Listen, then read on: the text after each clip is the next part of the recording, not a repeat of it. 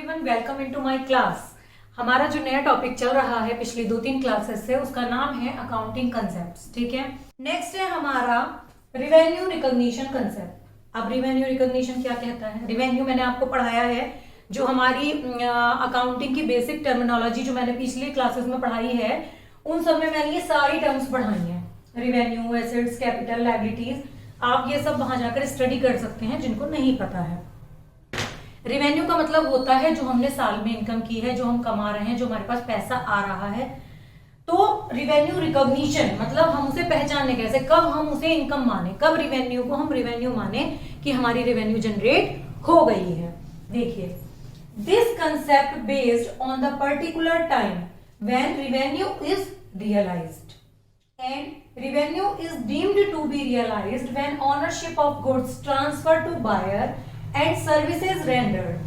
It's not related to receipt of cash. ये कह रहे हैं कि जो रिवेन्यू रिकॉग्निशन कंसेप्ट है वो हमें ये बताता है कि हमें रिवेन्यू को कब जनरेट मानना चाहिए, कब मानना चाहिए कि हमें इनकम हो गई है, रिवेन्यू हमारी हो गई है। ये इस बात पर बेस करता है कि आपने गुड्स की ऑनरशिप ट्रांसफर कब की है, और आपने जो सर्विसेज अगर आप किसी को दे रहे हैं, अगर आप सर्विस प्रोवाइडर हैं, तो आपने सामने वाले को सर्विस कब दी है। जिस गुड्स में आप बिजनेस कर रहे हैं, जो आप मार्केट में सेल कर रहे हैं, उनकी ऑनरशिप जब आपने ट्रांसफर कर दी सामने वाले को, तब आपकी रिवेन्यू जनरेट हो गई। क्यों? क्योंकि आप गुड्स दे चुके हैं, अब आपको पैसा मिलेगा। जो सर्विसेज भी आप अपने कस्टमर को प्रोवाइड करते हैं, जब वो आप सर्विस उन्हें दे चुके हैं, आफ्टर दैट आपकी रिवेन्यू जनरेट हो गई, क्योंकि आप अपना काम कर चुके हैं। अब सामने वाले को आपका पेमेंट करना है। देखिए, एग्जांपल से समझते हैं। First, if the interest of March 2021 received in April 2021, then it will be revenue of 2020-21, not 2021-22। मतलब क्या?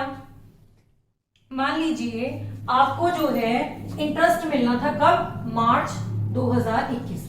ठीक है, आपको मार्च 2021 में कहीं से इंटरेस्ट मिलना था, आपने कहीं पैसा इन्वेस्ट किया हुआ था, वहां से आपका ब्याज आना था, तो वो 31 मार्च को आपको मिलना होता है। लेकिन वो मिला कब? अप्रैल 2021 में, यानी कि अप्रैल 2021 में। तो वो जो अप्रैल 2021 में आपको ब्याज मिला है, वो रिवेन्यू कब की है? मार्च 2021 की, यानी कि 2020-2021 में वो आपकी रिवेन्यू जनरेट हो चुकी है। भले ही वो आपको मिली अगले साल में है, मिली कब है वो? 21-22 में, लेकिन वो रिवेन्यू कब की है? 20-21 में। तो जो आप अपनी रिवेन्यू रिकॉर्ड करेंगे वो 2020-2021 के ईयर में करेंगे, भले ही वो मिली आपको 21-22 में है, तब उसका एडजस्टमेंट कर दिया जाएगा। एक और एग्जांपल लेते हैं। देखिए, another one, if we sold goods on credit, delivered goods on 25 February 2008 and payment received in April 2008, then revenue will be record in 2007-8, not 8-9। मतलब क्या? हमने उधार माल बेचा, हमने बिजनेस में उधार माल बेचा। भाई, हमारा बिजनेस है कोई सामान बेचने का, तो हमने वो गुड्स जो सेल किए हैं वो उधार किए हैं। ठीक है, और वो हमने कब बेचे हैं?